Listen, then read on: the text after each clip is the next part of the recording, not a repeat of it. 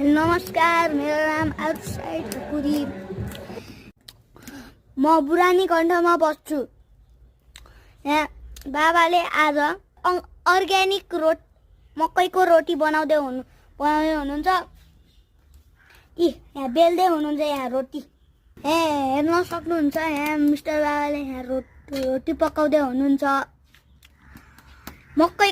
Organic मकैको रोटी पिठोले बनाउँदै हुनुहुन्छ मकैको। उहाँ चाहिँ मेरो बाबा हो। यहाँ रोटी पाक्दैछ। 5वटा रोटी बनिसक्यो। अब यहाँ यो रोटी चाहिँ अब यता थैलोमा हाल्न आँट्नु भएको छ। देख्दै हुनुहुन्छ होला। थैलो हैन हो त हो ताउ ता। अब यहाँ रोटी पाकिहाल्यो।